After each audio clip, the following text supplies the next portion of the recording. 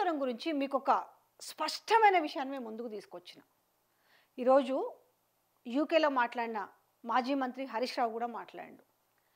యాక్చువల్గా 1,00,000 కోట్ల అవినీతి అని మాట్లాడుతారు. ఫస్ట్ ఆ పాయింట్ గురించే మాట్లాడదాం. ఎలక్షన్స్ అప్పుడు వీళ్ళు కాంగ్రెస్ పార్టీ ప్రతిపక్షంలో ఉన్నప్పుడు, రేవంత్ రెడ్డి పీసీసీగా ప్రెసిడెంట్గా ఉన్నప్పుడు కాళేశ్వరంలో 1,00,000 కోట్ల అవినీతి జరిగిందని పదే పదే పదే పదే ప్రజల ముందు బుల్డోజ్ చేసిరు.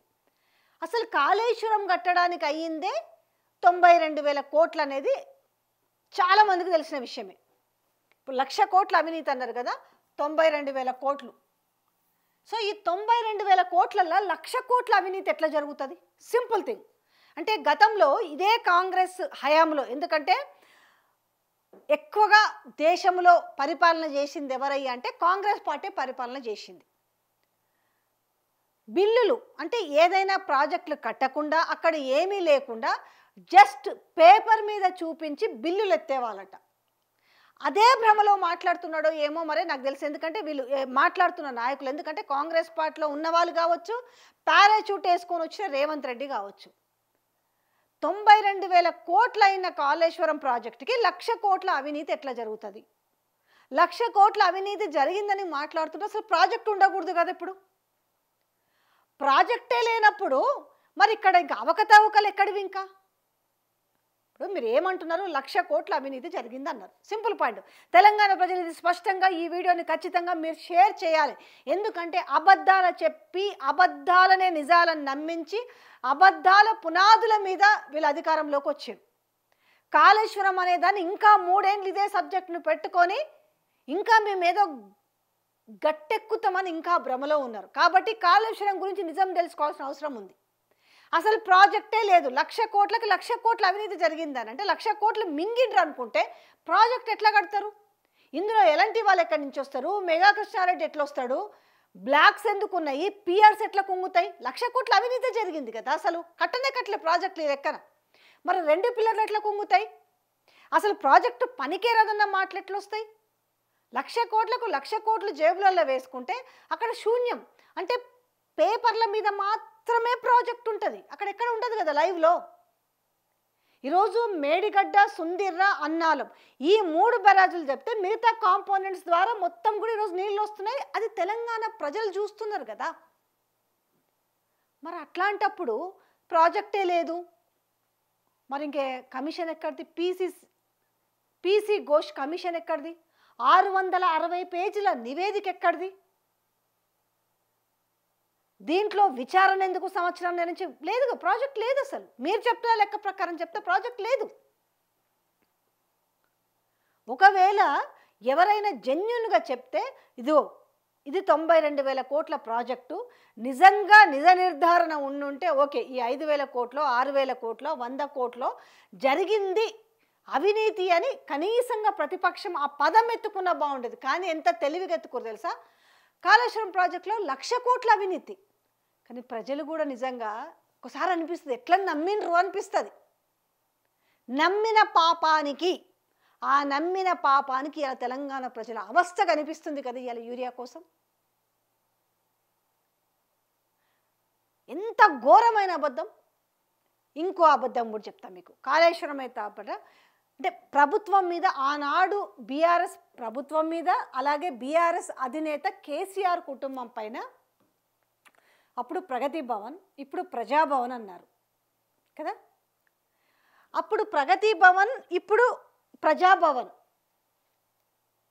ఏం చెప్పిండ్రు?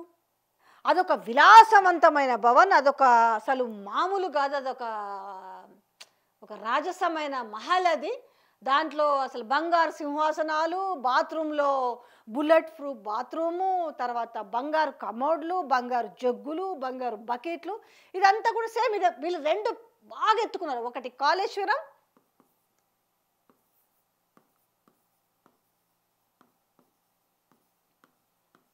దాని తర్వాత 2 ప్రగతి భవన్.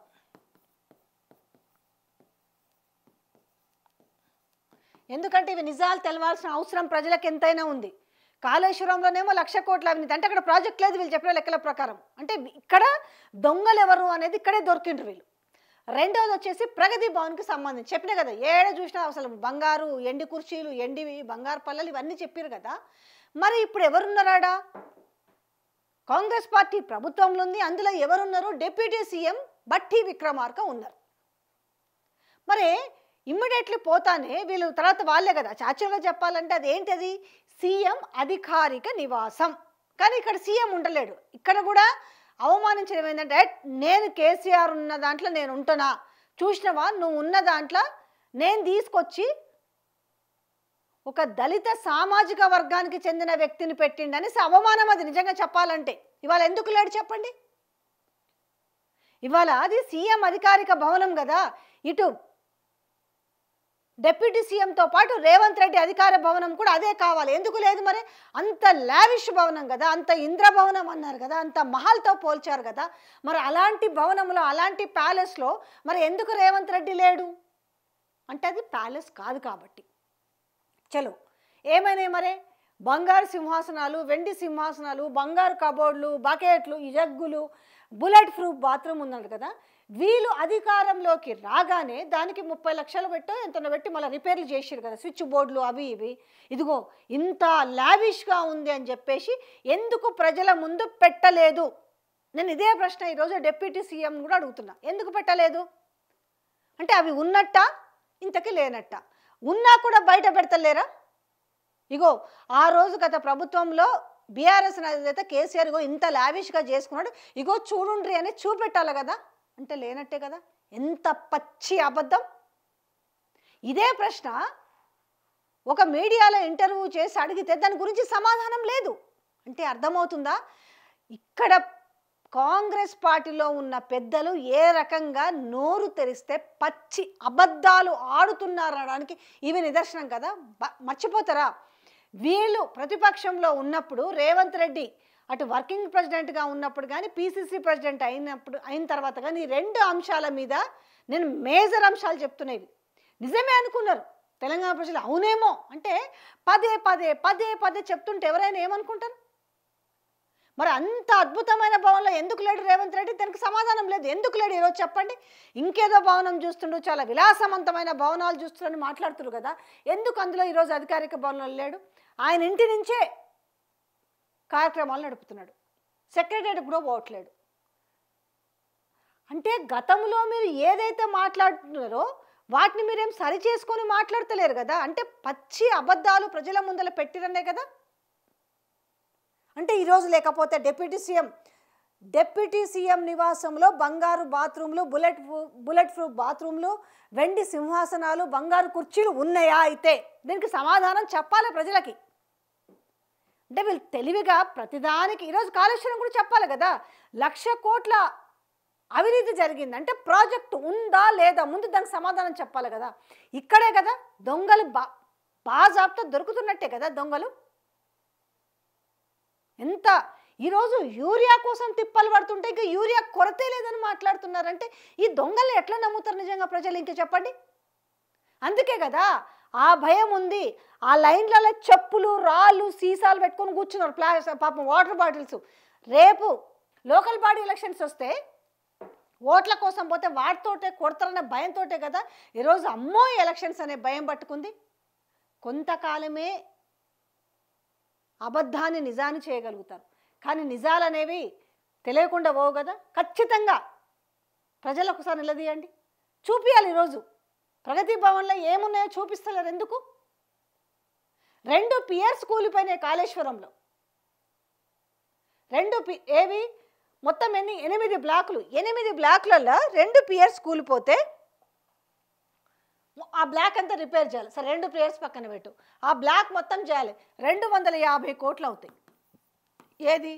ఆ ఒక్క బ్లాక్ రిపేర్ చేయడానికి, రిపేర్కి. సో ఏం చెప్పింది? ఎలాంటి మెయింటెనెన్స్ వచ్చేసి 2025 వరకు ఉంటుంది వాళ్ళది. వాళ్ళు చేస్తామని కూడా చెప్పారు అప్పుడు. 2025 వరకు ఉంది. సో వీళ్ళేంటి దానికి నిమ్మకి నీరెత్తినట్టుగా ఉన్నారు. అది రిపేర్ చేస్తే కేసీఆర్కి పేరు వస్తుంది. మనము దీన్ని సరే ఏ బాంబులు పెట్టి పేల్చిరా, అది నిజంగా జరిగిందా, ఏదైనా జరగని టైంకి మనకు కలిసి వచ్చింది. సో మనం దీన్నే ఆయుధంగా వాడుకోవాలి. మనం ఎందుకు రిపేర్ చేయాలి? ఎలాంటి వాళ్ళు చేస్తామన్నా కూడా దాన్ని ఒప్పుకోలేదు.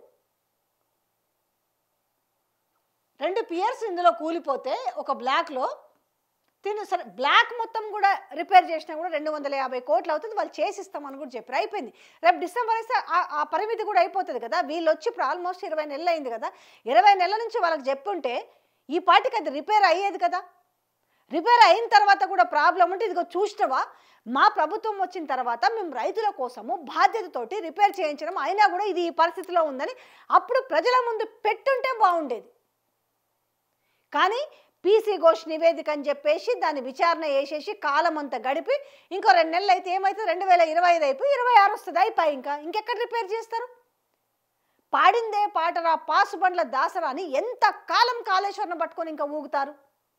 కాళేశ్వరిని పట్టుకొనేసి ఇంకా ఇంకా ఇంకా ఇంకా బురద జల్లే ప్రయత్నం చేస్తారు. సో ఇక్కడ రైతులు కూడా అర్థం చేసుకోవాలి, కేవలం ఆ బ్లాక్ అంతా రిపేర్ చేస్తే 250 కోట్లు అవుతాయి. ఈయన తుమ్మిడిహెట్టి కాడ కడతాడట. నేను తుమ్మిడిహెట్టి కాడ ప్రాజెక్టు కడితే ఏ రకంగా ఉంటుంది అనేది మీకు వి ప్రకాష్ వివరించిన వీడియో ఉంటుంది, ఒక్కసారి చూడండి. ఒక్కసారి కాకపోతే రెండోసారికైనా అర్థమవుతుంది.